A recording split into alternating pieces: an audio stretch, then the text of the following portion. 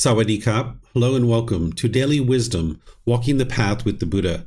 Today is our group learning program, and I'm going to be sharing with you the 4 stages of enlightenment and the 10 fetters. This is our last class of kind of preliminary information just to kind of help you guys get acquainted with the path to enlightenment before next week when we start chapter 1 of our book, Developing a Life Practice, The Path That Leads to Enlightenment. I'm going to be starting with chapter 1 next week and going chapter by chapter each individual week. So if you'd like to read before or after class, you could start that at any time. There's the preface and there's chapter 1.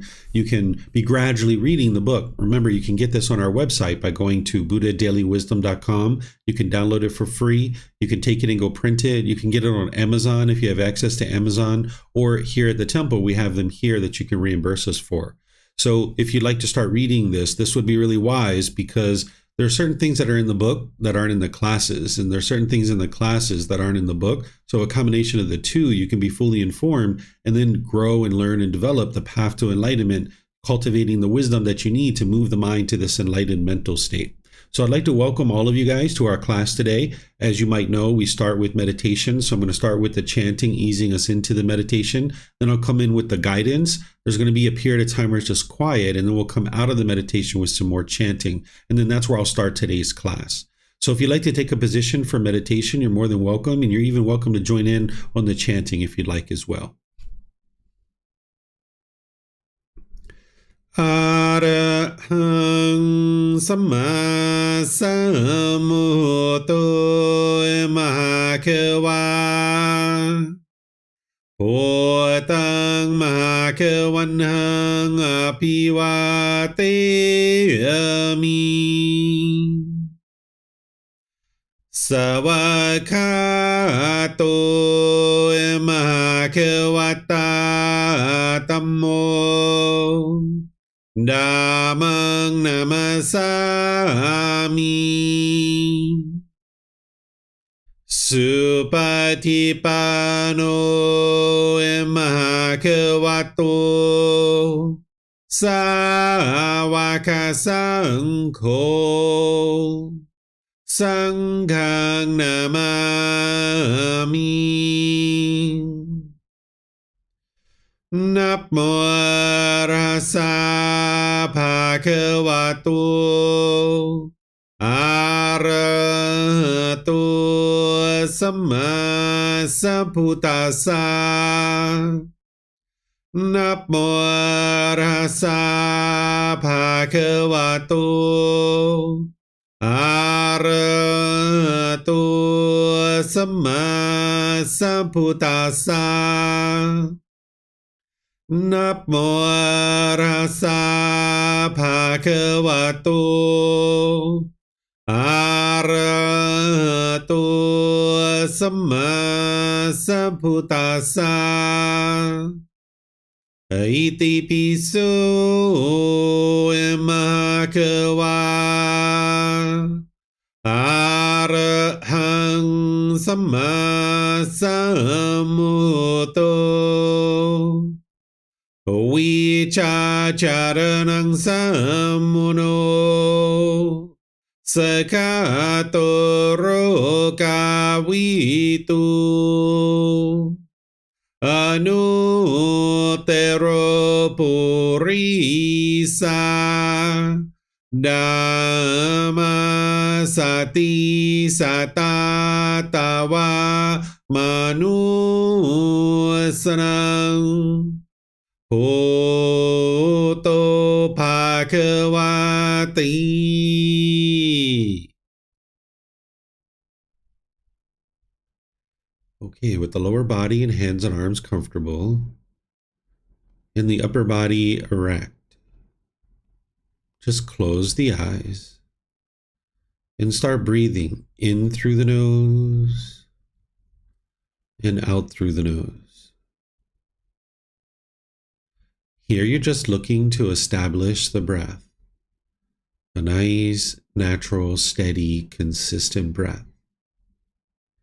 Not forced or controlled, just a gradual inhale through the nose, experiencing the full breath. And then whenever you're ready, exhale out through the nose. Breathing in and out. Breathing in and out.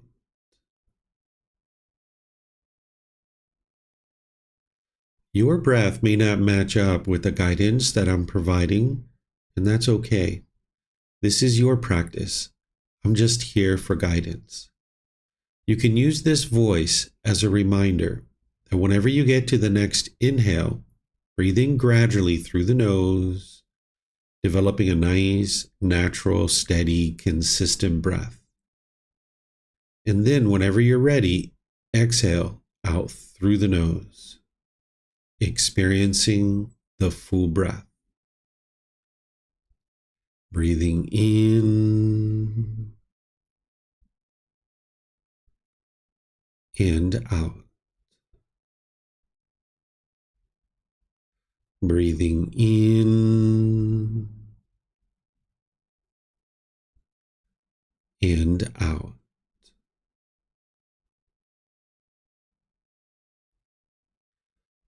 With the breath well established, start fixating the mind on the breath, either the sound of the breath coming into the nose or the sensation of air moving over the skin into the nose.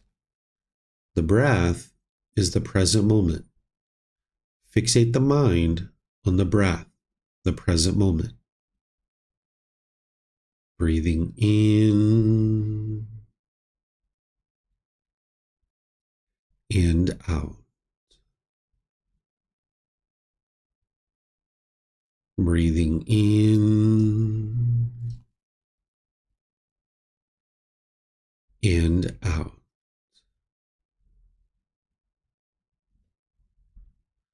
With the mind fixated on the breath, whenever you notice that it moves off the breath, cut that off, let it go, and come back to the breath, the present moment. No need to observe the thought, label it, judge it, analyze it, or even try to figure out where it's coming from. Whenever you notice that the mind is moved off the breath, cut that off, let it go, and come back to the breath, the present moment. Breathing in and out. Breathing in and out.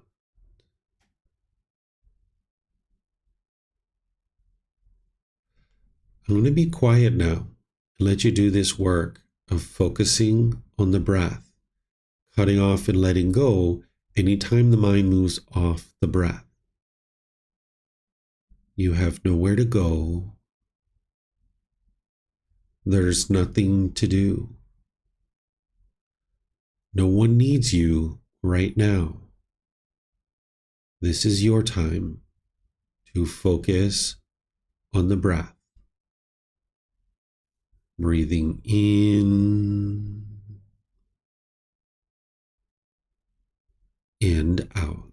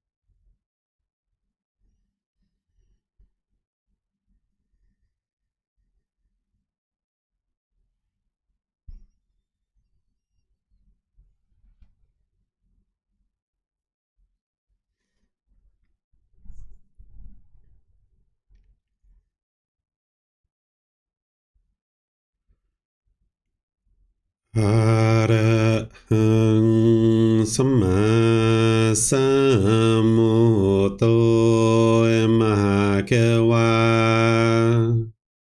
โอตังมหาเกวันหังอภิวาเตมิสวากขาโตมหาเกวัตตาธัมโมธัมมังนามัสสามิสุปฏิปันโนมหาเกวัตโตสาวกสังโฆสังฆังนามามินะโมตัสสะภะคะวะโตอะระหะโตสัมมาสัมพุทธัสสะนะโมตัสสะภะคะวะโตอะระหะโตสัมมาสัมพุทธัสสะนะโมตัสสะภะคะวะโตอะระหะโตสัมมาสัมพุทธัสสะอิติปิโสมหาเกวาอะระหังสัมมาสัมพุทโธวิจาจารนังสัมมุโนสกขาโตโรกาวิตุอนุเตโรปุริสาดัมมาสติสัตตาตาวามนุสนังโอโตภาควาติ Okay, if you guys would like to slowly make your way out of meditation. Once again, welcome to all of you guys. Whether you're joining for the first time or you've been joining regularly, welcome to you. If you're on Facebook, YouTube, or in Zoom, or maybe you're listening or watching this on the replay, welcome to everyone. As I was mentioning, today's class is all about helping you to understand the 4 stages of enlightenment in the 10 Fetters.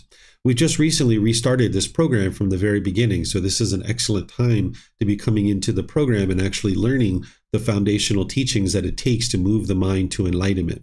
So far, I went through and deeply taught each section of the Eightfold Path. This is where a practitioner will typically start their journey on the path to enlightenment, is learning the Eightfold Path inside and out, backwards and forwards. You're going to need to commit that to memory. So you would be very wise to spend some time outside of class to be studying the Eightfold Path in detail so that you'll understand it in detail. And you need to know what each one of those factors are.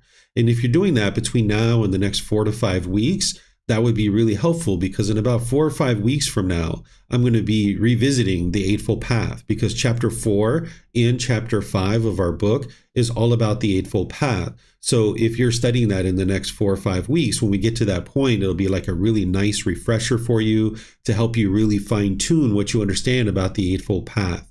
When you're practicing the Eightfold Path really closely and you dial that into your life, you're going to start noticing enhanced qualities of mind. It's going to take multiple months to experience that, sometimes even years, depending on a person's mind and how deeply focused they are. But nonetheless, you're going to be noticing incremental improvements even day by day. I've had some students take classes with me, like 5-day courses or retreats, and they come in on the 3rd day and explain how they've noticed difference already in their mind. Just after 2 days of learning and practicing, they might have received a certain email that they would normally be really beat up and torn up about, feeling guilty and shameful or sad, but they got this email and they completely understood it, and their mind was completely steady and stable, and they were not experiencing the same things that they would typically experience. So you'll be experiencing incremental improvements all the way through.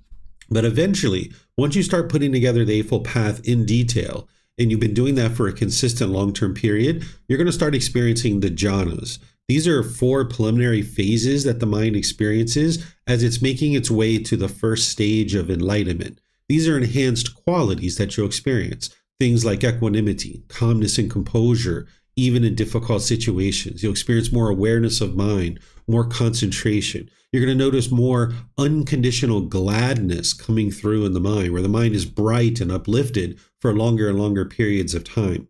These jhanas are temporary, but they're experienced because an individual is putting together the Eightfold Path really well. And when you start experiencing these qualities, which I'll teach you guys what the jhanas are in detail in other programs that I teach. In this program, I focus on how to get to the jhanas essentially by putting together all the foundational teachings. But once you understand that you are experiencing these jhanas, these enhanced qualities, which you would need to know what those are to be able to experience, to be able to know you're experiencing them, you start pivoting your practice and you start focusing more directly on what's called the 10 fetters. In reality, everything that you're doing on the path to enlightenment is to eliminate the 10 fetters. You need the Eightfold Path well underway in practice to be working on eliminating these 10 fetters. But when you get to the jhanas, that's where you really start focusing on the 10 fetters directly.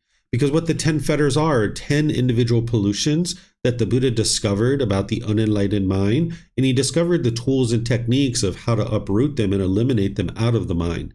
And when you're doing so, this is where the enhanced qualities of mind start to shine through. So the Eightfold Path is actually working to eliminate these 10 fetters. That's why an individual is experiencing the jhanas, because they've had a reduction of the 10 fetters. But when you start eliminating each one of the individual fetters, your mind's going to actually move into the 4 stages of enlightenment. So I'm going to teach you what the 10 fetters are today, and then I'm going to show you how by eliminating them, your mind's going to move through these 4 stages of enlightenment, and I'll explain to you what you'll experience in each of those 4 stages of enlightenment. That's what you're working towards.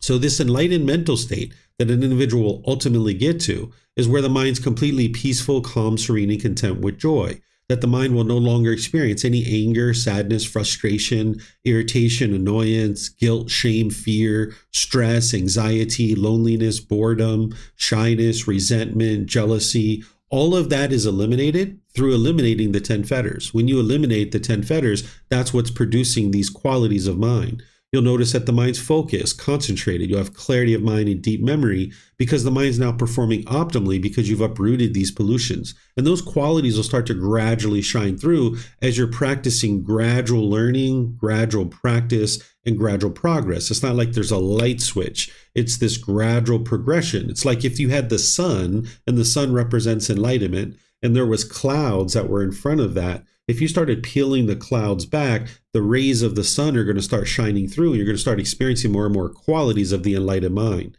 So while we talk about it as attaining enlightenment, sometimes you might think about it as your mind is already enlightened. You just got to get these pollutions out of the mind so the qualities of this enlightened mind can shine through more and more. One of the things you'll experience as these qualities of mind are starting to shine through is your personal and professional relationships will be really blossoming. They'll be at ease because you won't have bitterness and harshness and hostility in your relationships any longer. You'll get to the point where there's not even a bad mood. It'll be physically impossible to experience that. And it comes through the elimination of these 10 fetters. So I'm going to walk you through in a way that you can understand these in an introductory way. And I'm going to talk about what the fetters are, and I'm going to talk about the symptoms of them so that you can independently verify that you indeed have these fetters. And then we'll talk a little bit about the removal of these fetters, but there's actually a lot of things that you need to learn in order to remove each one of these fetters. So just on what you're hearing today isn't going to give you what you need to actually remove all of these fetters, because you need to first develop the Eightfold Path really well. But at least you can get an introduction and a fairly in-depth overview of what these particular fetters are so that you can independently verify that your mind actually has these, because you understand that none of these teachings are based in belief. You need to be able to learn, reflect, to independently verify, and practice. So as you're listening and you're hearing what I'm teaching you, you'll be able to hear from some of the examples and some of the symptoms that I'm sharing with you that you'll experience because of these fetters, that you'll be able to verify that your mind actually has these. And then as you progress in all the various courses and retreats that I teach, I go deeper and deeper and deeper into these. There's a retreat that I teach each August. So it's coming up this August. And of course, I live stream it from the temple, where I spend an hour to an hour and a half on each one of these fetters. I explain to you what it is, what the symptoms are, how to eliminate it, and how to know that you've actually eliminated it. But here at the beginning of this program, I'm just going to teach you what these are so you'll understand the underlying causes and conditions that are producing all the difficulties and challenges that you're experiencing in day-to-day life. And that you'll understand everything else that I'm teaching you in this program is to work towards the elimination of these particular fetters. They're called fetters, and they're organized into the lower fetters and the higher fetters. I'm going to explain to you guys what these are. What a fetter is during the lifetime of the Buddha, if you were an individual that they were interested in keeping confined to a certain area, like a criminal, they would attach a fetter to your ankle. It's a shackle and a chain and a ball, and they would keep you turned out in a field. And now you would essentially be confined to that field, where today we put prisoners in jail cells or prison cells, where during the lifetime of the Buddha, they would attach a fetter to your ankle. And this fetter would keep you trapped in that particular area. So when the Buddha discovers these 10 pollutions in the mind, he refers to them as fetters because it's keeping the mind trapped in this unenlightened state. And it's when the prisoner releases the fetter that they're now free, right? When the people who have put this fetter on the ankle of the prisoner have eliminated it and it's no longer on your ankle, the mind is now free, or that prisoner is now free. So it's the same thing that when you eliminate these fetters from your mind, you're free, you're liberated. Your mind is no longer bound up, experiencing anger and sadness and frustration and all these other things. So the teachings of the Buddha in this path to enlightenment is to learn and grow and develop, becoming a better and better human being through the elimination of these pollutions or these defilements or these taints. That's how they're described. So we're going to go through each one of these individually, and I'm going to pause at the end in certain periods of time throughout the class where you guys can ask questions. You can put that into Facebook, YouTube, or Zoom in the comments section, and I'll be able to see that. Or if you're in Zoom, you can electronically raise your hand and unmute your microphone and then ask any and all questions that you like about what I'm sharing with you today. So this first one, called personal existence view. This is a pollution or a defilement or a taint in the mind where the mind has confusion. It has a misunderstanding where it firmly believes that this body or this mind is who you are. The mind is clinging to a self-image or a self-identity, wanting to be perceived by others in a certain way. And if you're being perceived that way, you'll have pleasant feelings like happiness or excitement, or you'll feel comfortable. And then when you're not being perceived the way you want to be perceived, now you'll be angry or frustrated or sad or some other painful feeling. And as long as the mind is clinging to this self-image or this self-identity, you're going to experience the difficulties and struggles of discontentedness. It's only when you eliminate this personal existence view that the mind can be free of that particular pollution. So some of the symptoms that you might see as a result of having this personal existence view in the mind is, say you were ever in a relationship as a boyfriend or a girlfriend, and now if you guys were together and you noticed that when you weren't together, you struggled and had difficulties. There's a certain identity in the mind that the mind's clinging to. I am a boyfriend or I am a girlfriend. And now this identity that the mind is holding on to, when it's not intact and you're actually single, the mind doesn't identify as I am single. It's identifying as I am a boyfriend or I am a girlfriend. And now when you're single, the mind doesn't like that. Or it could be your culture or ethnicity, your sexual orientation or your nationality, or maybe a job or occupation, a certain identity that your mind is holding on to. Like, I am American, or I am Canadian, or I am French, or I am Brazilian, or I am Spanish, or I am Mexican. Any of this I am around your identity. It can be any number of different things that the mind can cling to as an identity. Certain labels that the mind has adopted as who you are as a person.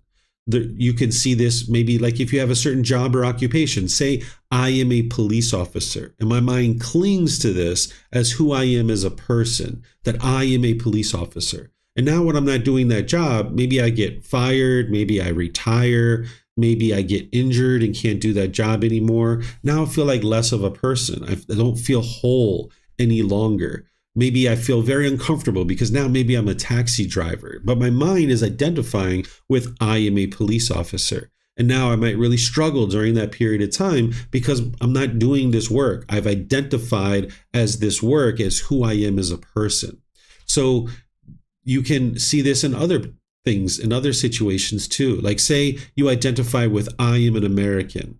And now say that you're at a restaurant and 2 tables over, somebody is saying something fond and maybe they're being very appreciative or very encouraging and saying very nice things about American people. And if you identify with I am American, now you'll get pleasant feelings. But then 2 tables over, they're talking in degrading or disparaging ways about your nationality and what you identify in your mind as who you are. Well, now you'll be frustrated, agitated, or annoyed because the mind's like, they're talking about me, right? So if you have a certain culture, ethnicity, sexual orientation, job or occupation or nationality or any number of things that your mind might have adopted as who you are as a person, you can only be comfortable when you're being perceived the way you want to be perceived or when you're experiencing certain things as it relates to that. I'll give you an example from a student, and this person actually agreed that I can share this with all the other students because they know that it will help them. So this individual one time called me up during right after COVID, and he was having a lot of trouble, a lot of challenges with going into certain places that he used to go into. And he would kind of order maybe like a coffee for 30 seconds and he would pay cash and then he would just get his coffee and leave and no big deal. But now after COVID, he goes into the same places and instead of accepting cash, he needs to use contactless payment. And they would turn around the computer screen and the computer screen would say tip, 20%, 25%, 28%, and he didn't tip. And he said, I am having a really hard time going into these places because I am a great tipper. And when I'm not tipping, I don't feel comfortable. And I feel uncomfortable in these situations and I don't feel like I should have to tip. And I just feel so frustrated and agitated by going into these places and I'm not tipping and I don't think I should have to, but I feel really uncomfortable. And he kept repeating, I am a great tipper. I am a great tipper. Well, this is what his mind had adopted, that I am a great tipper. And when he's tipping in most situations where he's typically tipping, he feels wonderful. But in those rare situations where he's not tipping, he feels uncomfortable, right? And the solution here isn't just to tip because his mind is continuing to cling to this personal existence view, thinking I am a great tipper. So his mind was only comfortable when he was tipping because that identity was intact. But when he wasn't tipping, then he didn't feel comfortable in those situations. And that was part of his personal existence view, that he was clinging to this idea that I am a great tipper. And he could only feel comfortable if he was actually tipping. So this is the self-identity part of it, the part of the mind clinging to a culture, ethnicity, sexual orientation, nationality, job or occupation, any number of different things that the mind can cling to. But there's also a self-image aspect of this, where the mind's clinging to the body, wanting other people to perceive you in a certain way. So if you've ever noticed when you were maybe in a social situation and you might have spilled something on your clothing and you were embarrassed in that situation, this is your mind having personal existence view, that it's clinging to this body, thinking that this is who you are, wanting to be perceived by others in a certain way, and you can only feel comfortable when you're being perceived that way. When you have pizza sauce or chocolate ice cream all over your clothes, the mind doesn't feel comfortable in that situation. Or maybe you looked in the mirror and you saw a wrinkle or a mole or a pimple or a gray hair. You started losing your hair and you were shaken up by that when you looked in the mirror. This is your personal existence view, clinging to the self-image. Or if you've ever stood in front of your closet thinking, who am I going to see today? And how do I want to appear to them? This is your personal existence view. And maybe you put on a set of clothes, you looked in the mirror, you're like, nah, that's not how I want to look. And then you got another set, you tried that on, nah, that's not how I want to look. And then maybe you got another one, you're like, all right, great, that's how I want to look today. And now you feel comfortable going outside. Or maybe if you were like me, when I was a teenager growing up, I used to get out the gel and the mousse and put it in my hands and run it through my hair. I tried to get every little hair in exactly the right spot before I went out to school. And sometimes I did this for so long, I would miss the bus on the way to school. And this is the mind having personal existence view, not feeling comfortable to go outside until this body looks a certain way. So as long as the mind has this personal existence view where you're clinging to the body or clinging to the mind or clinging to this self-image or clinging to this self-identity, you can't be permanently peaceful and permanently joyful because you can't experience other people perceiving you in a certain way all the time. So the Buddha teaches you a solution here, which we've already talked about several classes ago, which is to realize non-self, where you realize that this body is not you and this mind is not you. The mind needs to get to a point where it's not clinging to any of this as who you are as a person. That's not to say that there isn't a human being here, because there is a body, there is a mind, and it's come together for this existence. But you need to train the mind to not cling to any of this as who you are as a person. Sometimes people have this in such a big way that they actually come to places like Thailand in search of themselves. They will tell their family, they're like, I don't even know who I am anymore. I need to go find my true self, right? They don't feel whole. They don't feel complete. They don't feel like they know who they are. And they will come to a place like Thailand looking for their true self. Well, they're not going to find it here in Thailand because it doesn't actually exist. They might experience finding new hobbies or new activities, new friends, new job or something like this. But none of that is you. It's not who you are. And this person might cling to these things. They might come here for 6 months or a year, go back to their home country, be like, I found myself. I know who I am now. I feel so much better, right? But now, when all that stuff changes due to impermanence, because it will change, now the mind's right back where it started from, that it doesn't know who I am anymore because all this stuff has changed. So you need to get to the point where you realize non-self, that you don't allow the mind to cling to this body or this mind as who you are as a person. And I shared different ways back about 3 or 4 classes ago, how you can independently verify that there is no self, that there is no personal existence view here in terms of this body is not you and this mind is not you. And as long as you have this pollution thinking that there is a self, then you'll keep having difficulties and struggles here. So we talked about, think about your life when you were a child, a teenager, early adulthood, and then now. Think about your personality and your character. Have you thought about yourself in exactly the same way through all those stages of life, or has it been constantly changing? Right? You can see it's been constantly changing, right? So you can see there is no permanent self there. Or I give an example, if you had an arm amputated and you only have one hand and one arm, are you less of a person? Are you less of a person because you only have one hand and one arm? Well, most people say, no, I'm not less of a person. Well, there you can see intellectually, you understand that this body is not you. Because if you thought that this body was you, when I asked you that question, you would say, yes, I'm less of a person. So intellectually, you can understand that this body is not you, or else you would have answered that question differently. But in the heat of the moment, that confusion, that misunderstanding kicks in of the personal existence view. When somebody says something negative about this body and this self-image, you get frustrated or agitated or annoyed because of that confusion that the mind has with personal existence view. And then the third way I talk about it is I say, point to yourself. This will help you to independently verify that there is no self. Point to yourself. Where are you? Oftentimes people point to the chest or to the head, right? If you're pointing to the chest or any of these places, you need to look at what you're actually pointing to. What you would be pointing to most likely is a shirt, right? If you look at this shirt, is that who you are as a person? If you took off the shirt and held it up, is that you? Well, no, that's not you. So throw away the shirt, right? Where are you? And someone might point. And now you're pointing to skin.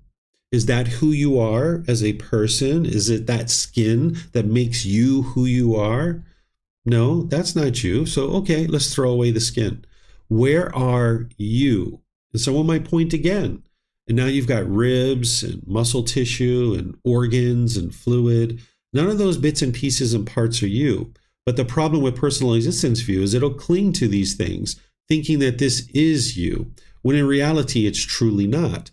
But the mind, with its confusion, will think that it is you, and now you'll experience discontentedness as a result. So there's teachings that are going to help you to eliminate this. And we're going to get to that in chapter 16. We're going to talk about specific things that you can be practicing in order to be able to eliminate this from the mind so you can get peaceful and joyful. Somebody says, wow, you look so horrible. Where did you get that haircut from? You're not going to experience any discontentedness as a result of that by the time you eliminate personal existence view. But you need to practice the Eightfold Path to be able to get to the point where once we share the teachings in chapter 16, you can implement those and actually they'll be effective for you. So between now and then, you can be practicing the Eightfold Path. But just know that we're going to be talking about this in more detail, and there's going to be more teachings that I share with you to specifically go in and target this and eliminate it from the mind. The second fetter is doubt. Doubt is where the mind has doubt about the teachings of the Buddha and the ability of them to attain enlightenment. It's very common for people to have doubt when they come to the path to enlightenment. You might actually have doubt right now, where you doubt whether the Buddha actually existed, or you doubt whether these teachings actually will lead to enlightenment. You might doubt this community that you're part of. You might doubt your teacher and my ability to be able to help you to get to enlightenment. Or you might doubt your own ability to get to enlightenment. You might think like, that enlightenment stuff's for other people. I can't do that. It's not possible for me to actually get to it. So if you have doubt, this is very normal. It's a pollution of mind, but you can actually eliminate it, because as long as you have this doubt in the mind, it will block you or obstruct you from being able to experience the real improvement to the condition of the mind to be able to experience more and more peace and more joy. But the way that you eliminate this doubt is through investigation of the teachings. By investigating and examining the teachings, that's what's actually going to help you to eliminate the doubt. You won't eliminate doubt through blind belief or blind faith. That's not what the Buddha teaches. He never teaches you to just believe him. So you're not believing a bunch of things and then hoping something good happens for you in the future.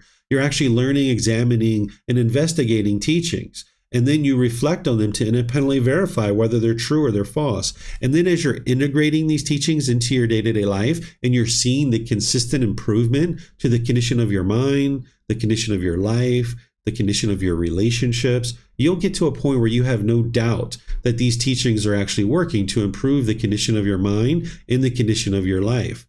But you need to be able to investigate the teachings to be able to do that. But oftentimes doubt will hinder you from being able to do that. So you need to overcome that.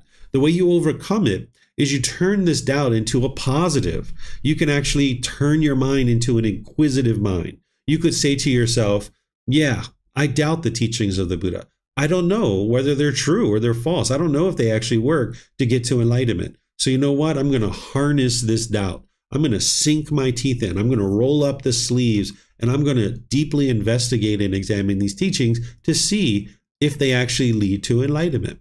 And that's what's actually going to help you overcome this doubt, where ultimately you will get confidence in the Buddha, the teachings, the community, your teacher, and your own ability to attain enlightenment. That's the actual solution. But you're not going to be able to get to that until you start experiencing improved results in the way that your mind is experiencing day-to-day life. So that's why it's important to investigate the teachings, and that's what's going to help you to eliminate your doubt. Then there's wrong behavior and wrong observances. There's two aspects to this fetter. The wrong behavior part is that there's certain moral conduct that you're probably doing right now that is harmful, that you're maybe being bitter and harsh and hostile, or certain ways through your intentions, your speech and your actions, or maybe even your livelihood as well. There's certain harmful things. You can't cause other people to be discontent, but you can cause harm to them through your moral conduct. You could cause harm to people's physical body, to their material possessions, to their reputation. There's certain unwise and unwholesome moral conduct that you might be engaged in now when you're interacting with certain people.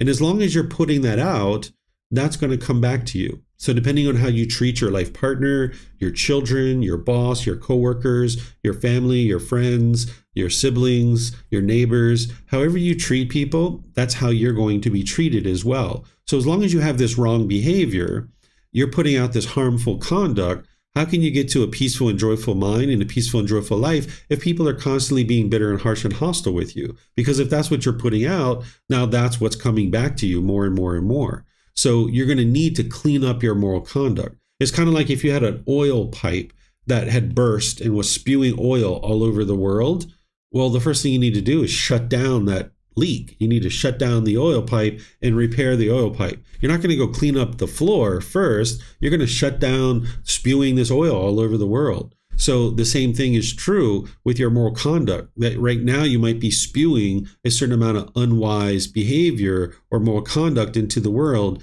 and that's causing harm. And now this harm is just going to keep coming back to you. So you're going to need to work on developing wise moral conduct. And in the Eightfold Path, that's right speech, right action, and right livelihood. Understanding it through the original words of the Buddha and bringing your practice up to that point, and now consistently practicing that for a long-term period. Then there's wrong observances. What wrong observances are is where the mind has the lack of wisdom and it thinks that rites, rituals, ceremonies, and worship is going to lead to some kind of beneficial results in your day-to-day life. That the mind might think that this is how one's life is going to improve. If I do these rites, rituals, ceremonies, and worship, somehow things are going to get better for me. And an individual who's doing this, they're just lacking the wisdom to understand what the real problem is. The real problem is within one's own mind. It's the lack of wisdom. It's the confusion. And in order to get to the point where you're experiencing improved results in your mind and in your life, you need to cultivate wisdom. And there's no rite, ritual, ceremony, or worship that's going to allow you to cultivate wisdom. So there's no amount of sprinkling water on you or tying strings on your wrist or eating wafers or drinking fruit juice or wine or anything like this. There's nothing about that that's going to help you to make better decisions in your day-to-day life and make wiser and wiser decisions to experience more and more wholesome results in your day-to-day life. So if the mind thinks that these rites, rituals, ceremonies, and worship are going to produce some kind of beneficial result, then you're not focusing on things like your behavior, your moral conduct, to be able to cultivate wisdom and improve that so that now you'll experience improved results in your day-to-day life. Someone might think that they can just kind of wave away all these unwise and unwholesome things that one is doing through rites, rituals, ceremonies, and worship. So you're going to need to get to the point where you can see the truth that these rites, rituals, ceremonies, and worship aren't going to lead to a better way of life. In fact, a lot of people have already eliminated this portion of the fetter before they've ever started learning with me, because they might have already done these things in other places and they can see that it doesn't work, that their mind is just as frustrated, just as agitated or annoyed. They're having just as many challenges in their day-to-day life, even though they've been doing these rites, rituals, ceremonies, and worship. So as long as your mind understands this, whether you choose to do these things or not is a choice for you to make. Right? You might be going with family to the church or the synagogue or the mosque or the temple. And maybe they're involved in rites, rituals, ceremonies, and worship. And maybe you're just there kind of hanging out. You guys are going out to dinner afterwards, or there's some family event. You're there, right? So you're just hanging out with the family. But if your mind understands that these things aren't what leads to enlightenment, an improved way of life, that's the part that you would like to ensure that your mind understands, and that you've eliminated any kind of thinking that rites, rituals, ceremonies, and worship is going to improve your day-to-day life in any way. So this is wrong behavior and wrong observances. Then there's something called sensual desire. When we're talking about craving, desire, attachment, wants, and expectations, this is the fetter that we're talking about. This is where the mind longs and yearns through the 6 sense bases, and it wants permanently agreeable contact through these 6 sense bases. What the 6 sense bases are the eyes, the ears, the nose, the tongue, the body, and then the mind itself. That there's some contact that's coming through this. And now as you experience contact, if you have agreeable contact where it's meeting your sensual desires, what your mind is longing and yearning for, you will get pleasant feelings like happiness, excitement, elation, thrill, exhilaration, euphoria. But if you have contact through the sense bases that you consider to be disagreeable, now you will experience painful feelings like anger, sadness, frustration, irritation, annoyance, guilt, shame, fear, stress, anxiety, and others. So this central desire, the mind is longing, yearning through the sense bases, wanting permanently agreeable contact. So I'll give you some examples of this. Say you were walking down the street and you saw a young child holding their parent's hand, and they're just walking down the street. And you're like, oh, that's so beautiful. This is through the eyes, right? You're seeing something through the eyes that's agreeable to you. It's like, wow, that's so lovely. Wow, that's so beautiful. But now you turn the corner and you walk down the street and you see a parent slap their child across the face. You might be shocked by that. You might be frustrated or angry or annoyed. It's not the parent that's causing that, right? We're not talking about what's wise or unwise here, right? Because in my opinion, it's unwise to hit anybody, especially a child, right? We're not talking about what's wise or unwise. We're talking about what's causing that frustration. Well, it's the central desire. It's the mind longing, yearning for permanently agreeable contact through the eyes in this example. And now you might have just seen something that is disagreeable to you. And now the mind is craving that permanently agreeable contact, but it's experienced this impermanence that the mind doesn't understand. And now when it sees this impermanence, it gets frustrated or agitated or annoyed because its central desire is not being fulfilled. Or let's just say the ears. Say that you're in a car and someone pulls up to you next to it in a traffic light, and there's a certain music on that you hear through your ears that is agreeable to you. And you might be dancing in your seat. You might be having a good old time because this music is something that you really like, right? And you get all this excitement and happiness. But now you pull up to the next traffic light and somebody else has a different type of music. And now you're frustrated or agitated or annoyed. It's not the music that's causing that. It's not the individual who's playing the music. What's causing that frustration is the central desire. The mind is longing, yearning through the ears, wanting things to be a certain way permanently, wanting this permanently agreeable contact. And now when you hear this through the ears, you're frustrated or agitated or annoyed. Or maybe you walk down the street and you smell some flowers coming out of a flower shop. And you're like, wow, that smells so good. Or maybe you smell someone's perfume or cologne and you're like, wow, that smells so amazing. But then you walk a few more steps and you smell the sewer. And now your mind's repulsed by that. Oh, that's horrible. This is the central desire. The mind is longing, yearning through the nose, wanting permanently agreeable contact. And as long as you get something that agrees with you, you're happy. But now when you live in an impermanent world and you experience this disagreeable odor, the mind doesn't like that. And it's angry or frustrated or agitated by that. Then there's the tongue.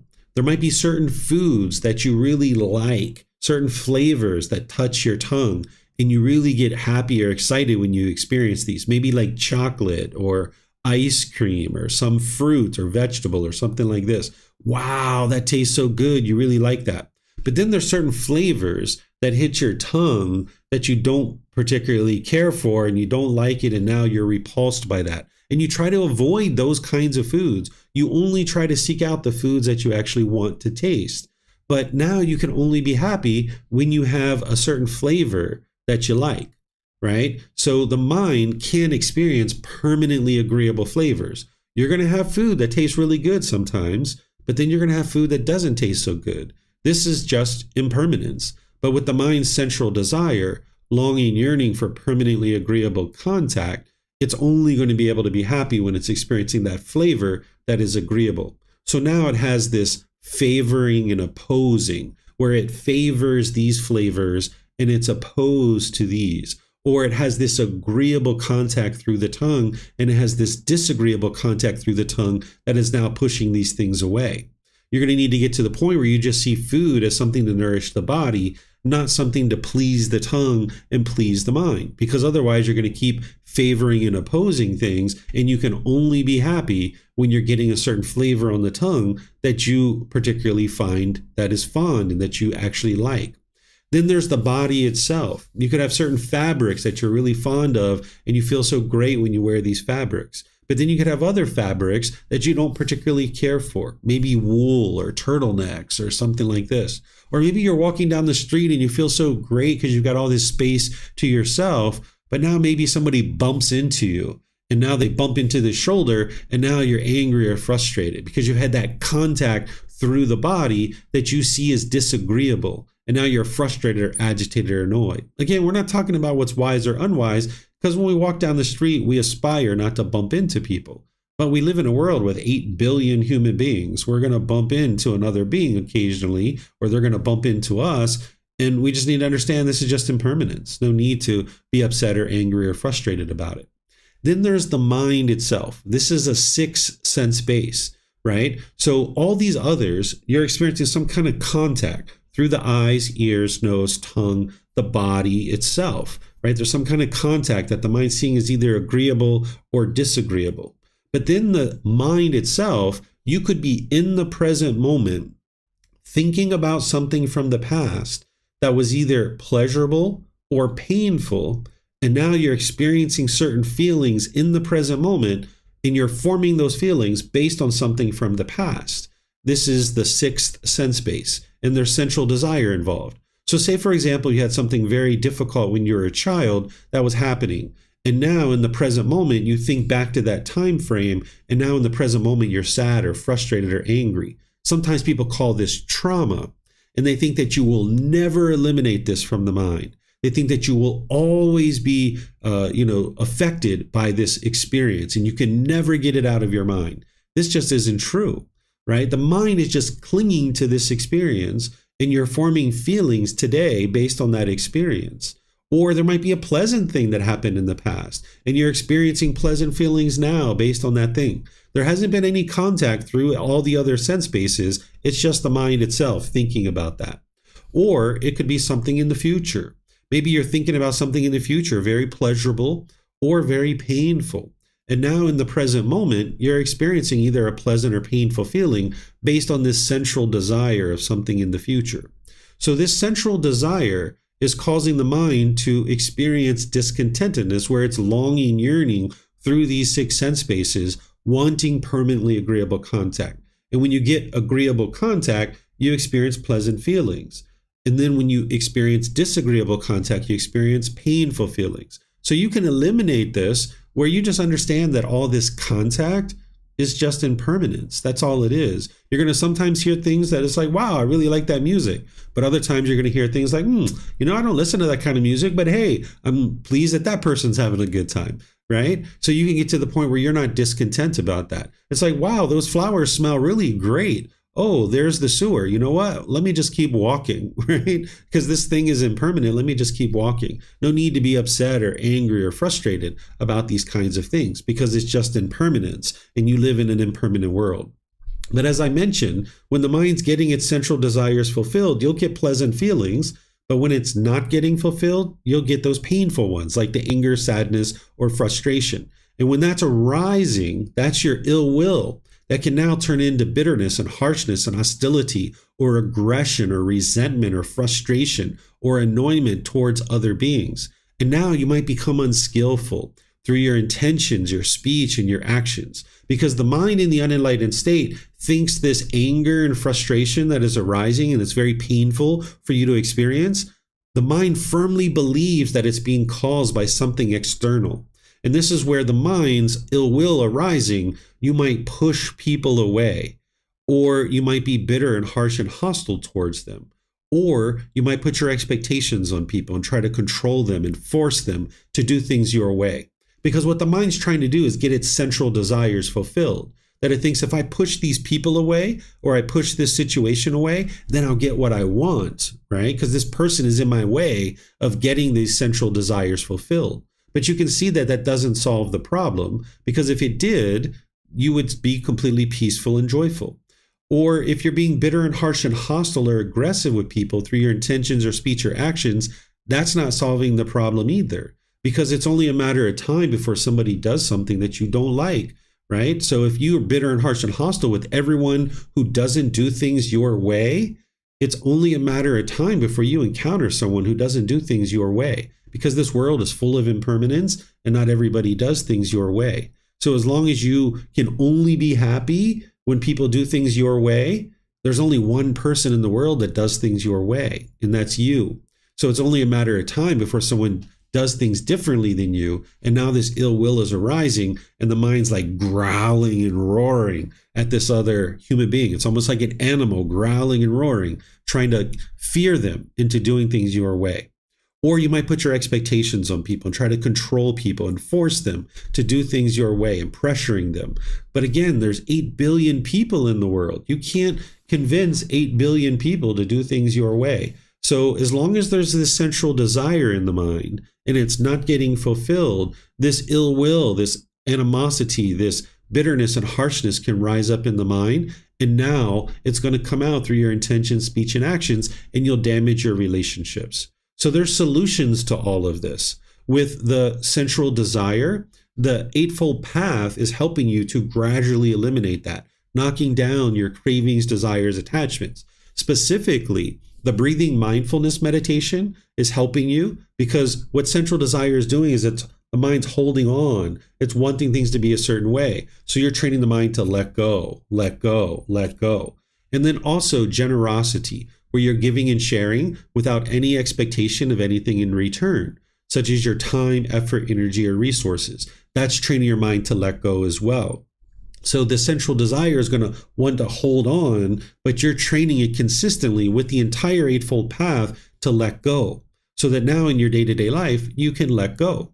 Because if you remember that boyfriend or girlfriend that you were with, that you were really angry or frustrated with, maybe when you guys broke up, or you felt lonely or bored, or you started missing this person, at some point your mind let go and you regained your peace and your joy.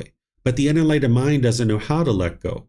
So you need to be consistently training your mind each day, frequently, with breathing, mindfulness, meditation, and generosity to train your mind to let go, let go, let go. And that's what's going to help you to get rid of your central desire. And that by itself is going to help you to eliminate your ill will to a certain degree. But then there's a meditation that I'm going to be teaching coming up this Wednesday. It's a different meditation than you've learned so far. It's called loving kindness meditation. This is going to essentially rewire your mind to be more loving and kind. And it's going to take time to gradually wear away this ill will.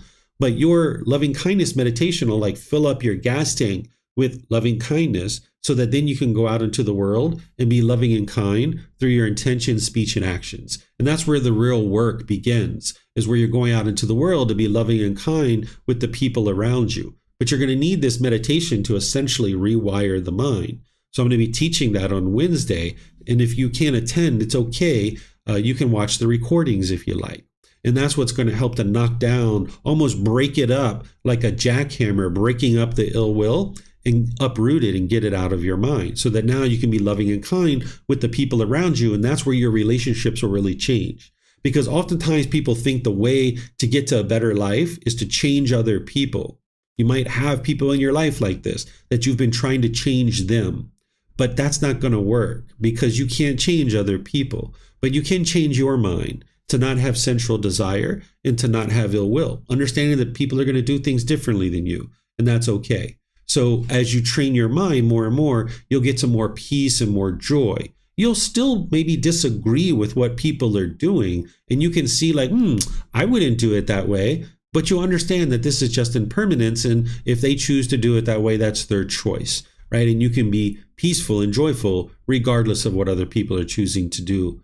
So I'm going to pause here and see if you guys have any questions on these first 5 before we go into the higher fetters. Remember, you can put your questions into Facebook, YouTube, or Zoom, or you can raise your hand in Zoom and ask any questions that you like.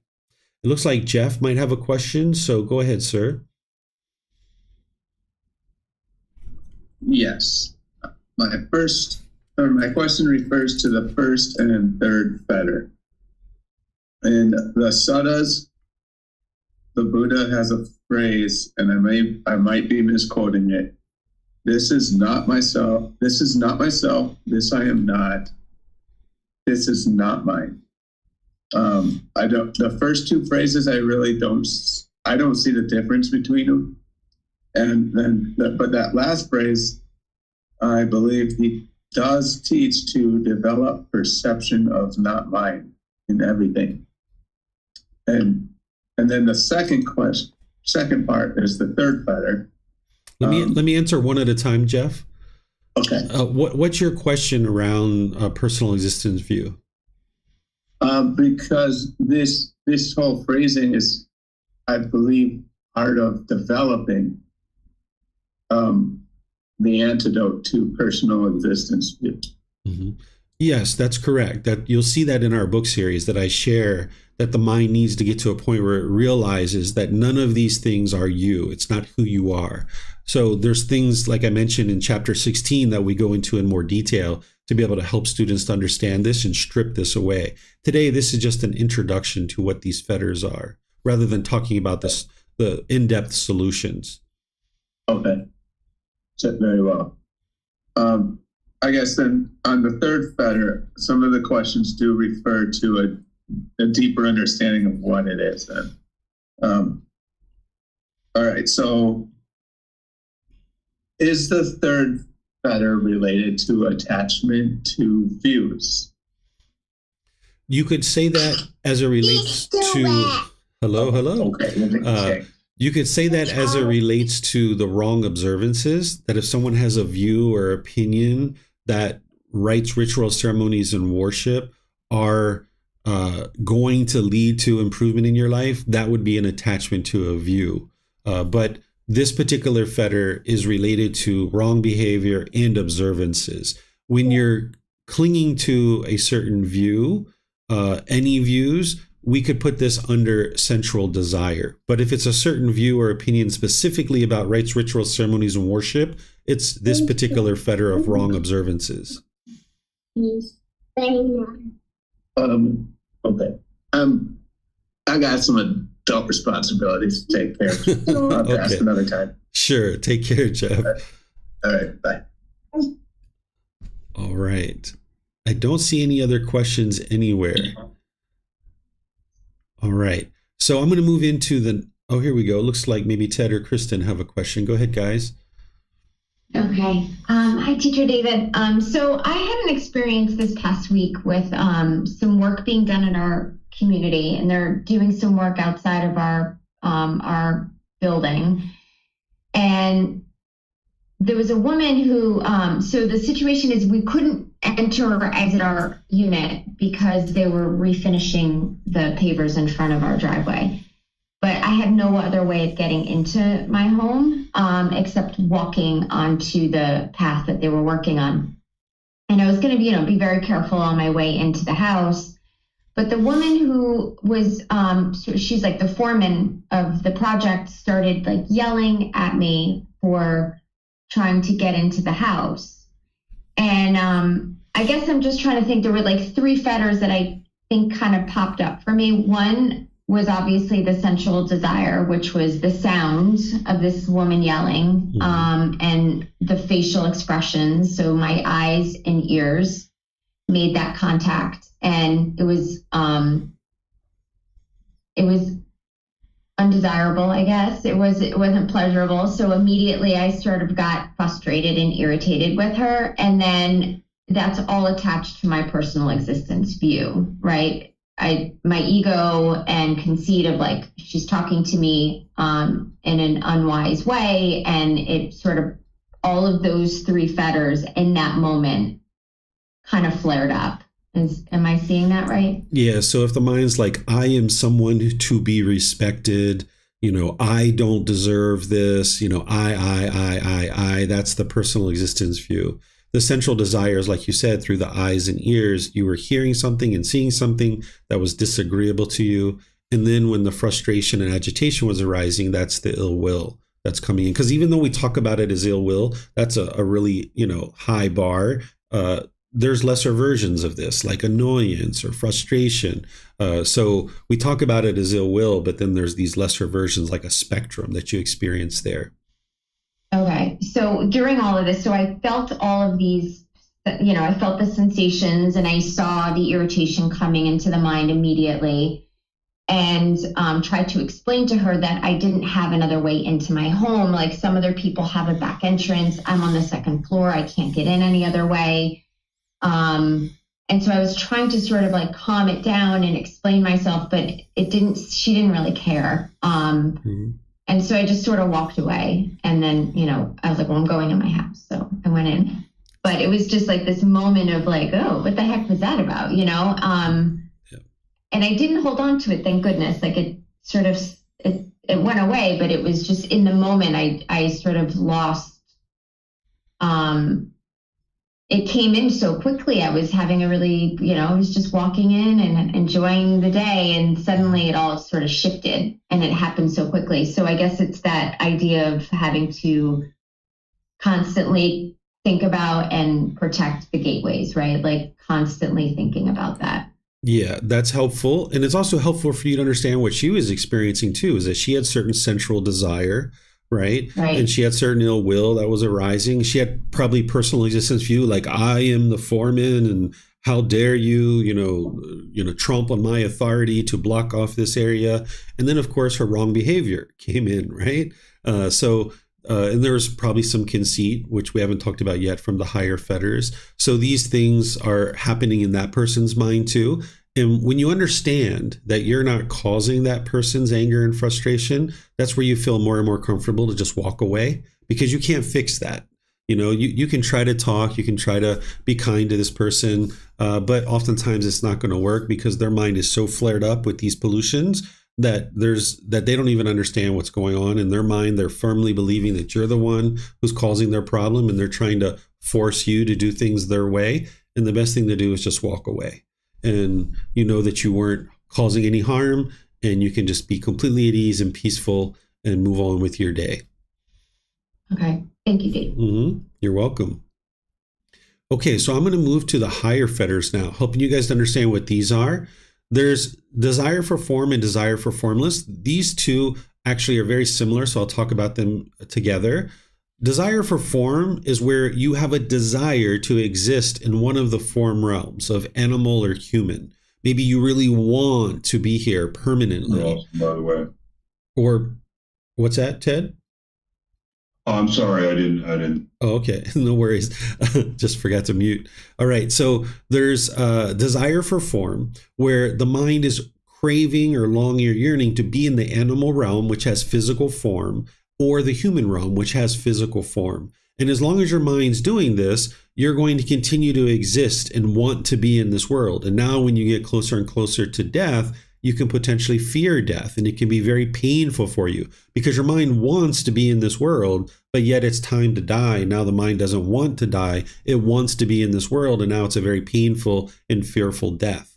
Or there can be desire for formless, which is the mind longing, yearning to be in one of the formless realms, like hell, afflicted spirits, which are ghosts, or the heavenly realm. Now, I know many of you guys haven't had the ability to independently verify these realms yet, potentially. But that is something that you'll be able to get to at some point in the future when you get to that. I'm sure you've independently verified the animal realm and human realm, but not all beings have physical form, because if all beings had physical form, that would be permanence. We understand the universal truth of impermanence. There's other beings in the world, like hell beings, afflicted spirits, and heavenly beings. And some people have a desire to exist in these realms. Typically, there's a strong desire for some people to be in the heavenly realm. They think that that's a permanent existence, and their ultimate goal is to get to heaven and be there permanently. And that's just not actually true. None of these realms are actually permanent. And there's some people who have a desire to exist in the hell realm, right? There's not very many, but there are people who have that desire. Or there's a desire to exist in the afflicted spirits or in the ghost realm. So as long as the mind has that, then the mind is not comfortable with impermanence. It's still holding on and craving permanence. It's wanting to be in this existence permanently. So you're going to need to get to the point where you don't crave existence, but you don't crave non-existence either, because craving non-existence would be like being interested in killing yourself, right? So you're not interested in that. Essentially, what the Buddha is guiding you to is not to this wonderful afterlife. He's not guiding you to believe all these things and have this wonderful afterlife.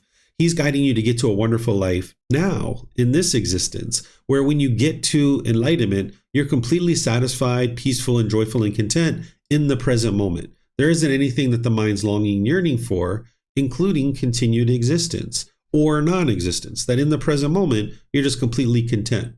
But what the mind typically does in the unenlightened state is it longs and yearns for something that it doesn't have, that the grass is always greener on the other side, and it wants this other thing. So you need to get to the point where you're completely content and peaceful in the present moment, and that you understand that there is this human life, and your mind can get trained to the point where you're completely satisfied and fulfilled in the present moment. There's something called contemplation of death that is going to help you to eliminate any clinging to existence and wanting to exist in the world. And by the time you completely train your mind to let go of this desire for form and desire for formless, you will have eliminated any fear of death. So that would be very helpful for you, because then as you get closer and closer to death, there's no fear whatsoever. You just understand that this is part of the birth, aging, sickness, and death, that this is just part of the natural aspects of the world, that we're all going to die. So if you have desire for form or desire for formless, you're not going to be able to be permanently peaceful and joyful, because now when you're needing to die, the mind doesn't want to do that. It's holding on to this world. So to get to the permanent peace and permanent joy, you're going to need to eliminate these two fetters from the mind. Then there's conceit. What conceit is that where the mind has arrogance and pride, or you're judging other people. Maybe you're measuring and comparing, considering yourself to be superior or inferior to other people. This is part of the ego. The word ego didn't exist during the lifetime of the Buddha. So what we describe here as personal existence view and conceit, this is what we're referring to as the ego. The Buddha rightly talked about these things in two separate ways, because the symptoms of them are different and the solutions to fix it are actually different and unique. But we're combining this nowadays and referring to it as the ego. So when we get to chapter 16, I'm going to be talking about conceit in much more detail and how to actually eliminate it. But essentially what I can share with you is what your mind does is you have this measuring and comparing with the conceit, where you might put yourself above people in some cases, or you put yourself below people in other cases. Maybe you talk down to people that you think you're above. But then when you put your mind below people, you might feel shaken up or uncalm. Like maybe you go into your boss's office and you feel shaken up or uncalm. You feel like less of a person. But then when you're around people that you feel like you're above them, now the mind looks down on these people. And this is very complicated for the mind, because when you're in a social setting, you got to constantly figure out who you're above and who you're below. You might have been in social situations where either you or other people are doing that, where they're constantly trying to figure out this pecking order. And that's where this conceit is essentially coming from. That when we were in the animal realm, we had a pecking order. We needed a pecking order. In fact, it was vital for our survival. When we were a pack of wolves, we needed to know who's the alpha male and who's the alpha female, because they're teaching us how to hunt and how to survive. Without them, we wouldn't have been able to survive as a pack of wolves or as an individual wolf. And when we were a herd of elephants, we needed to know who's the matriarch of our herd. Because if we didn't know who was above us and who the matriarch was, we wouldn't know where the food is, we wouldn't know where the migration paths were, and we wouldn't know where the watering holes were. We wouldn't have survived. We would have just been this lone elephant wandering in the forest, not knowing where any of these things are. So we needed a strong pecking order in the animal existences because our survival was dependent on it. So when we come into this human world, the mind tries to maintain this pecking order in this conceit, looking down on people or looking up to people. And now the mind can't be peaceful and it can't be joyful. Because when you're arrogant and prideful and egotistical, when you're measuring and comparing and judging other people, it's going to come out through your intentions, speech, and actions. And people are going to tend to push you aside because they don't like that, right? And then when you're shaken up around your boss, they can't think of you as a reliable or trustworthy person or dependable person because your mind's all shaken up in the situation. So by getting rid of conceit, you can just then treat everybody equally. You can treat everybody the same. Whereas if you have certain ways of treating some people and other ways of treating other people, your mind's having to constantly figure that out. And now your mind is burdened with having to function in different ways among different people. Whereas if you just treat everybody the same and everybody's equal, when you see that person sweeping the streets out on the street, you can just say, hello, how are you, sir? How are you, ma'am? How are you doing this morning? Good morning. Right? And if you see the king of Thailand walking down the street, you can say, hello, sir. How are you? How are you doing this morning? You can just treat everybody the same. Everyone's equal in your own mind. And now other people might be judging you, but you don't need to subscribe to that. So you can eliminate this conceit and your mind will reside peaceful and joyful in all situations because you can just treat everybody equally. Then there's restlessness. What restlessness is where the mind is confused and distracted or worried, having anxiety, an overactive mind. If you've ever sat somewhere before and you bobbed your knee or you tapped your finger or you tapped a pencil over and over and over again, this is the restlessness from the mind. A lot of this will get eliminated through eliminating your central desire, But once your central desire is eliminated, there can still be some residual clinging in the mind that produces this restlessness, where there's this overactivity in the mind. And you can eliminate that through eliminating this fetter, where your mind can reside peaceful and joyful, calm and steady, relaxed, attentive and alert, and you won't have this overactivity in your mind. And that'll allow your mind to experience the peace and the joy. Then there's the fetter of all fetters. This is ignorance, or the unknowing of true reality. This is the fetter that's allowing all the other fetters to exist in the mind and motivate all the unskillful things that you're doing on a day-to-day basis. This ignorance, this word is actually translated from what the Buddha used. But I suggest that this word is not the accurate word to use, because a Buddha and an enlightened being isn't going to talk in a derogatory and degrading way towards others. So the Buddha never referred to anyone as ignorant or a fool or stupid or something like that. That would be the conceit. That would be looking down on somebody, right? Instead, a better way to think about this is the unknowing of true reality, the lack of wisdom, the confusion, the misunderstanding, the misperceptions that the mind has. That because of the mind's lack of wisdom, that it continues to struggle and have difficulties in your day-to-day life. For example, one of the things the mind lacks wisdom of is that your mind is causing your own discontent feelings. People firmly believe in the unenlightened state that it's other people that are causing you to be angry or frustrated. That's part of this ignorance, or the unknowing of true reality. So the mind needs to become wise through learning, examining, investigating, through reflecting to independently verify, and through practicing teachings, integrating them into your day-to-day life to be able to see the truth.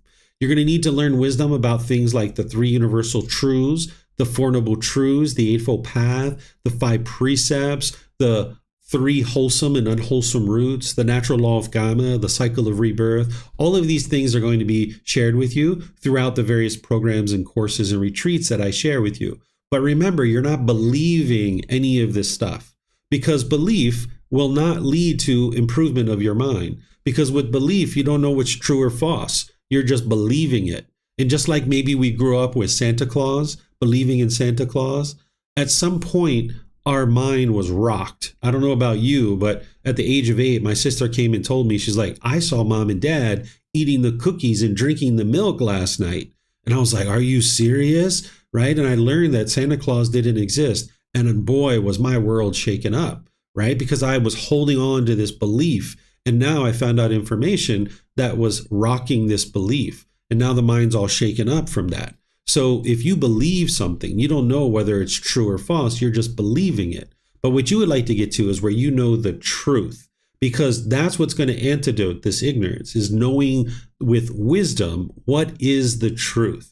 And you get to that through learning, through independently verifying, and through practicing. And you'll know with 100% certainty, in the example of Santa Claus, that Santa Claus doesn't exist, right? No matter how many Christmas carols I hear, no matter how many people in red suits with a gray beard that I see, I know that that's not Santa Claus, right? That's just somebody pretending to be this character, right? So you need to get to that point where you know with 100% certainty that it's your own mind that's causing these feelings, that it's the central desire, that this ill will is coming from your own mind, that it's not other people that are causing it. You're going to need to know things like the 10 Fetters and meditation training and all these other things. That's what's going to awaken your mind and help you to be able to eradicate these pollutions. But as long as this ignorance is in the mind, you wouldn't be able to do that.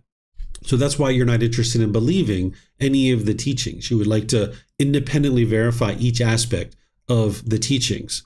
And the way that you eliminate this ignorance is not just through intellectual learning, because there's intellectual learning that you need to do, right? That's part of getting more and more wisdom, is you need to do the investigation and examination.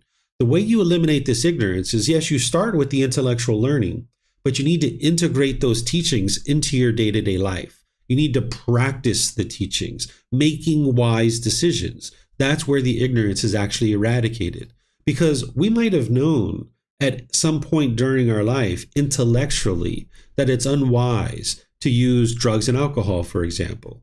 But because of our lack of wisdom, because of our ignorance and our unknowing of true reality, we still chose to do it, right? Because our mind wasn't fully wise to the fact of putting this poison into our body, that it's affecting our mind, it's affecting our relationships, it's affecting our ability to have wealth and income and things like this, right? So it's not just an intellectual pursuit to eliminate the ignorance. There's a certain aspect of intellectual learning that you need to do, but then you need to take that intellectual learning, integrating it into your life, and now making wise decisions, like walking away from an argument, right? Somebody's trying to argue with you, using this example from Kristen, knowing that, hey, I can't solve this person's anger, let me just walk away, rather than just sit there and argue and yell and holler and vent and be bitter and harsh and hostile. You understand, that's unwise. It's not going to solve anything. Let me just walk away, right? No need to do that, right? So you need to be able to practice the teachings. And this is how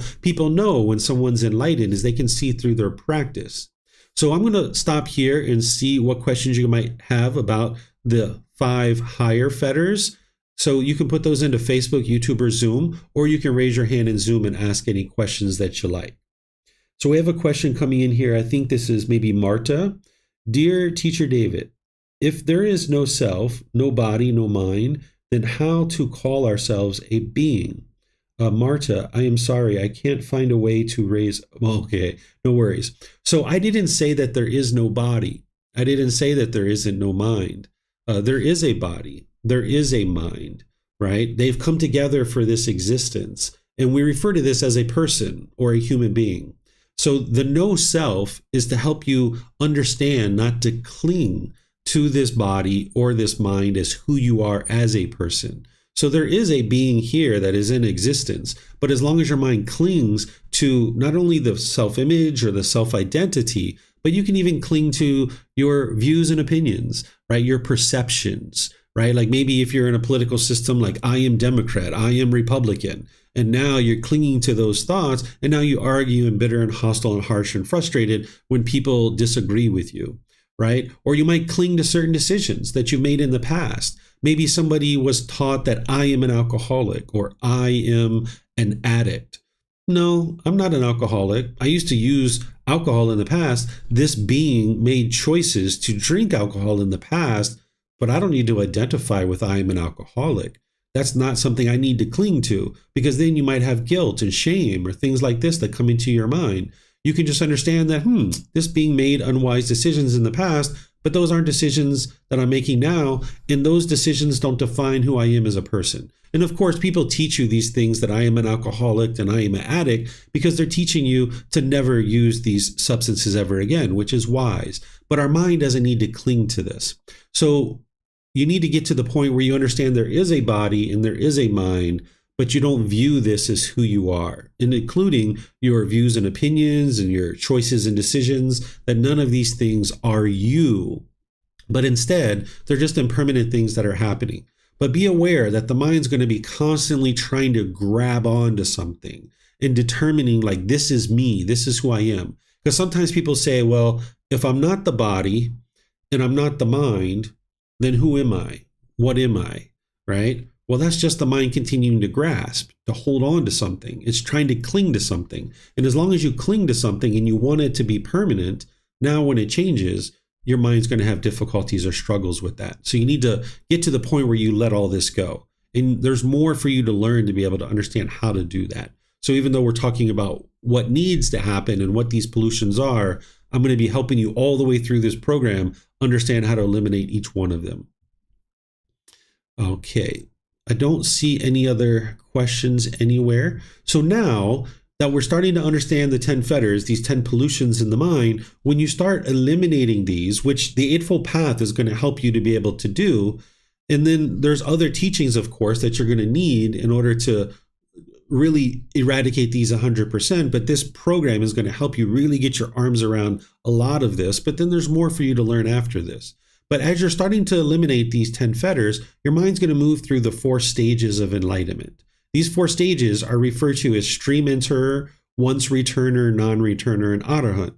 It's referred to as stream enterer. That's the first stage of enlightenment, because just like when you have a log that enters the stream, and it's going to eventually get to the ocean, the same thing is true about an individual who gets to the first stage of enlightenment.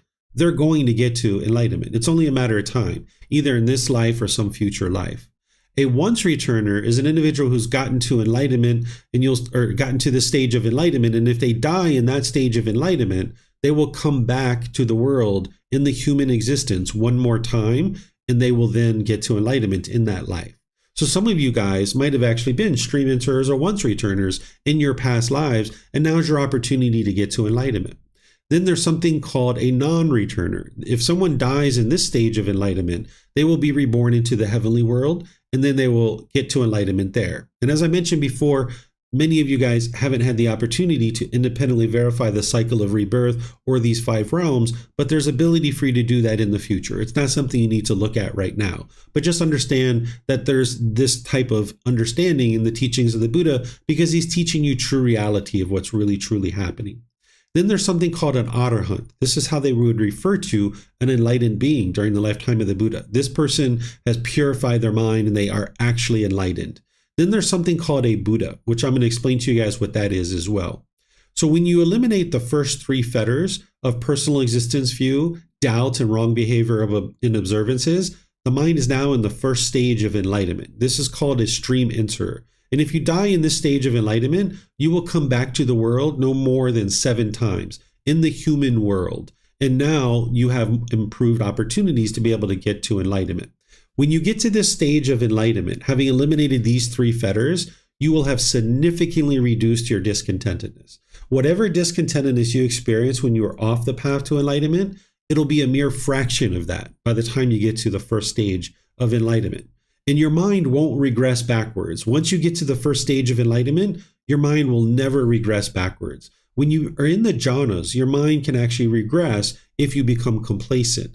But in the first stage of enlightenment, that's not the case. Your mind actually won't regress from there. Whatever qualities you're experiencing, you will continue to experience those for the rest of this life. And you have the opportunity to continue from there forward. But if you happen to die in this stage of enlightenment, you will come back into the human world.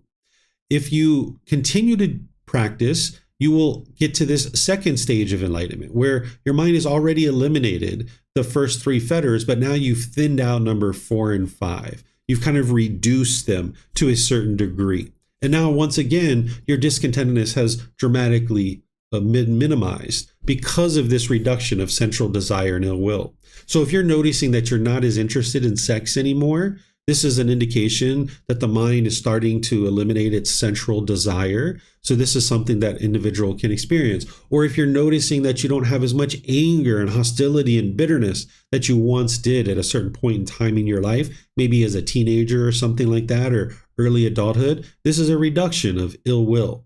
So this is the second stage of enlightenment. If someone dies in this stage, they will come back into the human world and get to enlightenment in that next life.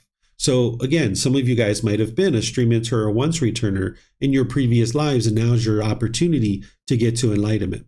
Then there's the third stage of enlightenment, which is referred to as a non-returner, because that individual, if they die, they will be reborn in the heavenly world and actually get to enlightenment in that existence. They would have eliminated all 5 of the lower fetters. And this individual is only experiencing discontentedness about once every 2 months, once every 3, 4, maybe 6 months.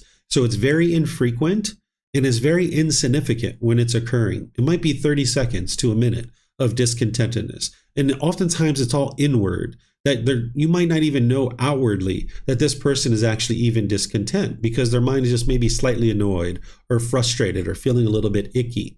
And because of this, an individual in the third stage of enlightenment can become somewhat complacent, because it's very infrequent and very insignificant when there's discontentedness. But you need to remain diligent and dedicated in paying attention to your mind, so that anytime your mind's experiencing discontentedness, you can eliminate it. By this point in time, you will know exactly what's causing it. It's craving, desire, attachment. There's some longing or yearning in the mind that's causing it, or there's some other aspect of the mind that's having difficulties, and you'll know what it is, and you'll be able to address it and eliminate it from the mind. So you need to stay dedicated, determined, and diligent in this stage of enlightenment, because you're only experiencing discontentedness every so often. Then an individual who's eliminated all the 10 fetters, their mind's completely purified, this individual is referred to as an arahant, or today we might refer to this person as an enlightened being. That they fully purified their mind, they're not experiencing any discontentedness whatsoever. It'll be 1 year, 2 years, 3 years that there's no discontentedness. It's physically impossible for an enlightened being to experience anger or sadness or frustration because the causes and conditions that are producing these discontent feelings have been uprooted. These pollutions no longer exist in the mind, and the mind will never experience discontentedness ever again. And when someone dies in this stage of enlightenment, they are not reborn anywhere. The Buddha leaves it as an undeclared teaching, what comes next for an enlightened being. And I have certain reasons why I think he did that, but he did it wisely, because by the time you get to enlightenment, you're so peaceful and joyful in the present moment, you're not going to care what's next, if there is anything next at all. So these are the 4 stages of enlightenment. Then there's something called a Buddha. A Buddha is not, or I should say a Buddha is an arahant, but they're very rare in the world, right? So oftentimes people say that everybody is a Buddha, and that's not actually true, that not everybody is a Buddha. So while some people might say everybody is a Buddha today, the Buddha himself didn't actually say that. The Buddha said that it's very rare for a Buddha to exist in the world. And we refer to this person as a fully, perfectly enlightened one. An individual who's a Buddha, they've gotten to enlightenment by themselves without the help of any teachers or any guides. Then they dedicate the rest of their life to sharing their independently discovered teachings, and countless people will get to enlightenment during that person's lifetime. Then they will preserve their teachings in such a way that countless more people will get to enlightenment after their death. These are the 3 main criteria of what makes a Buddha a Buddha. They get to enlightenment by themselves. They dedicate the rest of their life to sharing their independently discovered teachings, and countless people will get to enlightenment during that person's lifetime. Then they will preserve their teachings in such a way that countless more people will get to enlightenment after their death. And the thing that allows them to get to enlightenment on their own without the help of any teachers or any guides is because they have a deep, profound memory, being able to recall countless details about their current life and their previous lives as well. And they put together all that wisdom to be able to get to enlightenment in their last life by themselves. So for example, your mind is like a hard drive that has a limited capacity. You have maybe 500 gigabytes or 1 terabyte of space. And now in the last 5 or 10 years, you can pretty much remember the things that you've been doing for the last 5 or 10 years. But when you go back to your childhood and you think about that, you just have spotty memories because you've had to delete those files in order to store new files. Where an individual who is going to become a Buddha, they don't have that. They have an unlimited capacity that they can remember countless details from their current life and their past lives too. And they put together all that wisdom to be able to get to enlightenment by themselves. So that's how they actually do it, through this profound memory that they have. They can also quickly determine the condition of someone else's mind through observing the qualities of their mind. And then if that person's a student, they would offer them teachings to be able to help that individual, to be able to learn and grow and develop. This is one of the things that makes them so effective as a teacher, is that they can observe the quality of their students' minds and then help them with teachings. So even though a Buddha would be able to observe the quality of anybody's mind, they're not going to just give unsolicited guidance, right? They're not going to just be in a restaurant and be like, by the way, sir, you're talking with a lot of conceit. I suggest that you stop that, right? They're not going to do that. That would be arrogant and prideful. They're only going to use this ability when they're helping their students. Then lastly, an individual who's a Buddha, they're going to have a deep practice of their own teachings. They're going to be a living, breathing, walking example of their teachings. Whatever they teach, that's what they're practicing as well. Because an individual who's wise enough to get to enlightenment by themselves without the help of any teachers or any guides, they also know that their students are learning just as much through their spoken words as they are through their actions. So they're going to be teaching certain teachings that lead to enlightenment. And once their mind has been upgraded to that level, they're going to just constantly be practicing those same teachings. So a student's going to be able to learn what is right speech through the discourses and through the actual teachings, but also through observing their teacher, learning through actually observing them and seeing how they talk or seeing how they interact in the world. So a Buddha understands this. So they're going to be a living, breathing, walking example of their teachings, teaching just as much through their actions as they are through their spoken words. So let me know what questions you guys have here. This is everything that I have to share with you guys today to be able to help you guys understand these 4 stages of enlightenment and the 10 fetters. So it looks like Jeff is back from his adult duties. What do you got there, Jeff, as a question? I just wanted to finish up the main question for the third fetter. So I was wondering, why does this hinder enlightenment?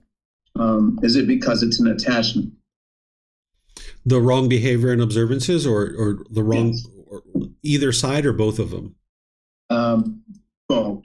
Both. Okay, so if you have wrong behavior, that means the mind isn't wise to the natural law of Gotama. It doesn't understand that speaking with lies or slander or harsh speech or frivolous speech, for example, it doesn't understand that it's unwise and how you're causing harm through that and how now this harm is going to come back to you. Because if you are speaking, say, lies, people are going to see you as undependable, unreliable, untrustworthy. So now, as you're putting that out, you're going to be experiencing difficulties in your own life because people aren't going to see you as trustworthy. You're not going to be able to improve your life. By the time you get to enlightenment, you're living the ideal life, right? The teachings of the Buddha aren't about getting to some afterlife. It's about creating this ideal life for yourself that you're actually living on a day-by-day basis. And as long as you're practicing wrong behaviors and causing harm through your moral conduct, that's all just going to be coming back to you. And how could you be living an ideal life if you've constantly got these difficulties and struggles where people are being bitter and harsh and hostile and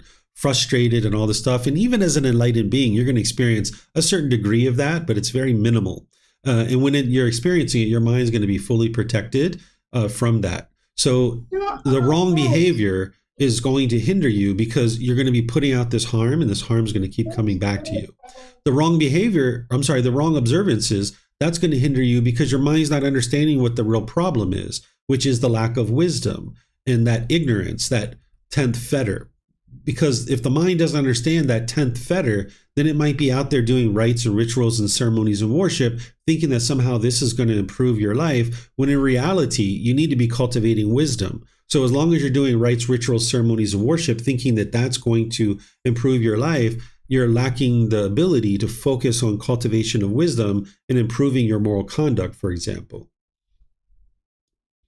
Okay. So it seems to me then,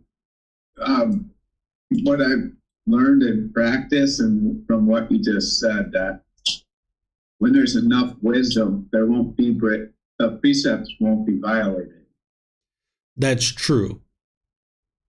And same with the personality view will have to go away when there's enough wisdom. And the first three fetters basically be gone.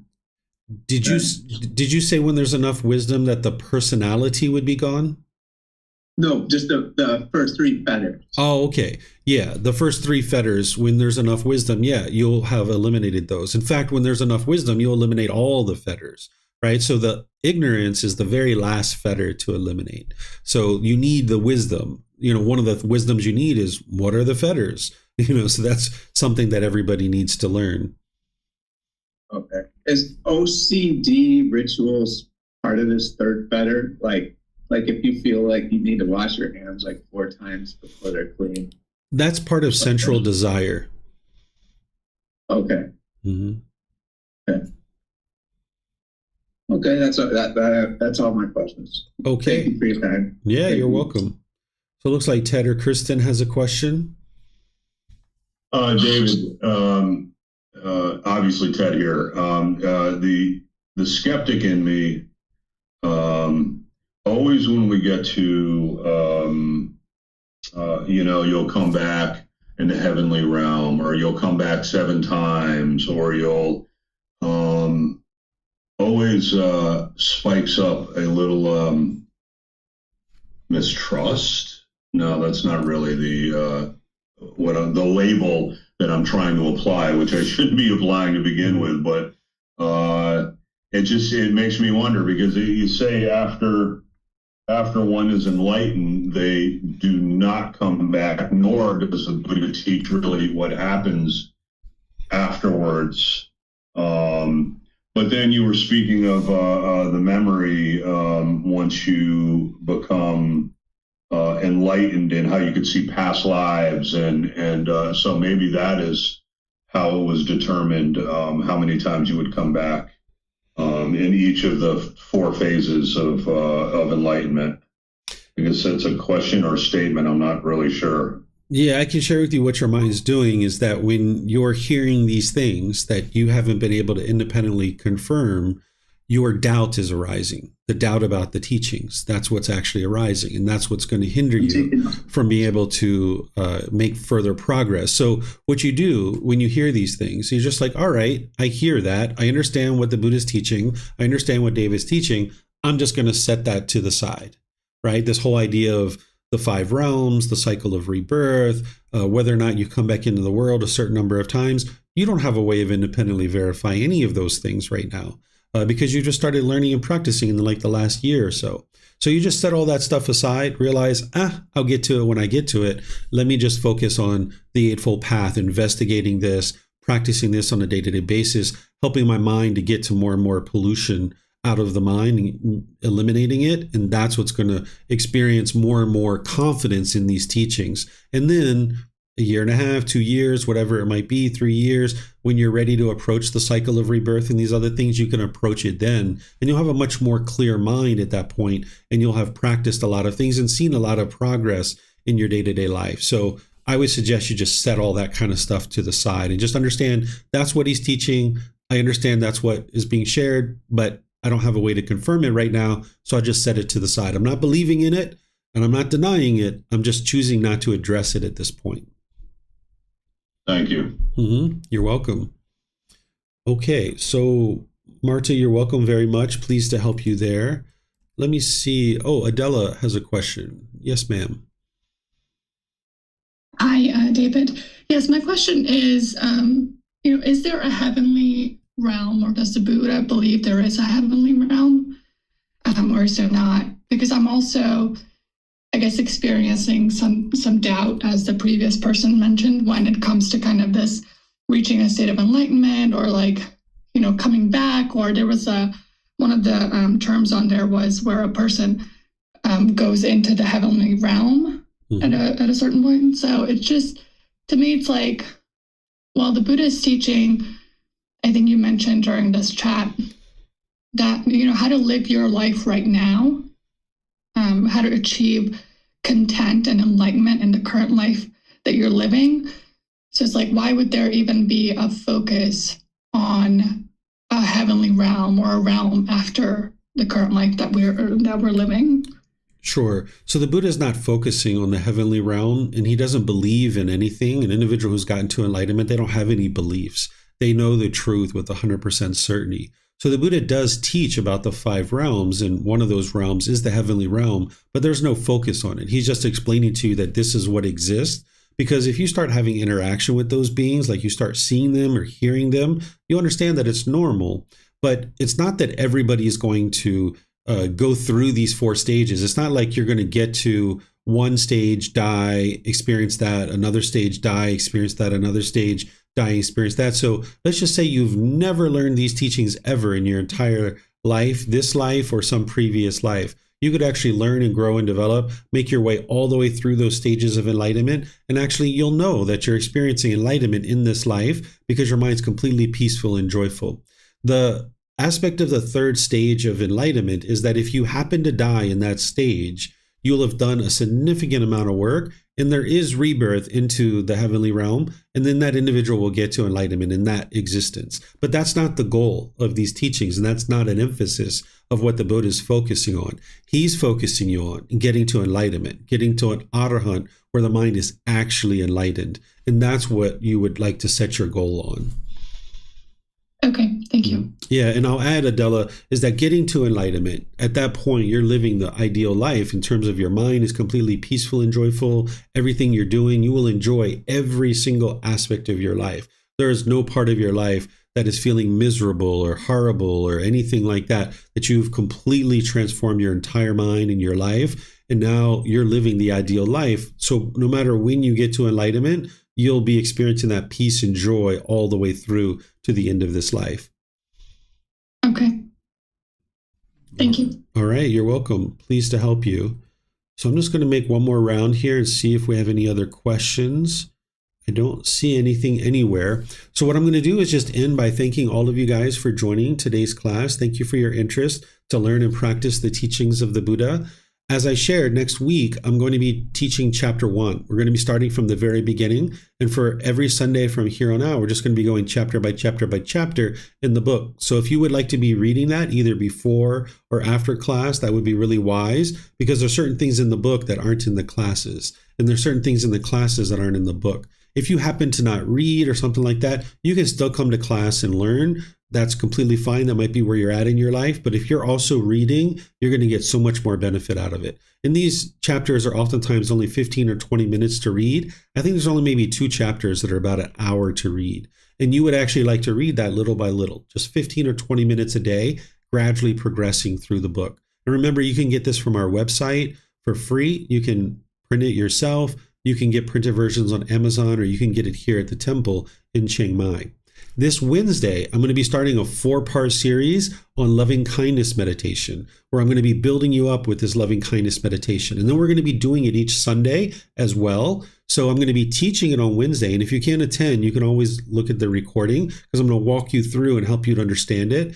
And then instead of just breathing mindfulness meditation, each Sunday, we're going to be doing the loving kindness meditation. And then ultimately, we're going to be rotating those when we get to that point. But for the next 4 Sundays, we're going to be doing loving kindness meditation, which is going to help you get rid of that ill will that's in the mind. So again, thank you all for joining. I really appreciate that you're continuing to learn and grow and develop on this path. As you have questions, you're always welcome to reach out to me. I'm here to help you guys. So whatever you choose to do for the rest of your day, have a very wonderful and lovely rest of your day. We'll see you next time. Take care. Sawadee ka.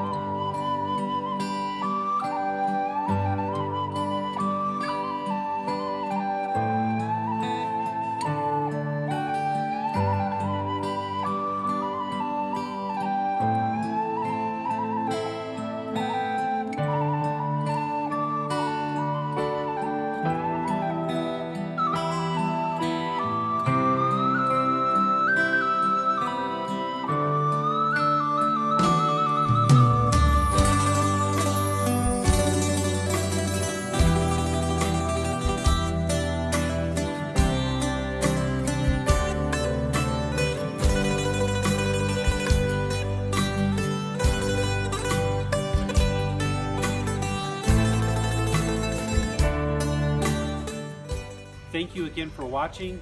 Enjoy your meditation. Look forward to seeing you online and answering any questions that you might have. Thank you so much.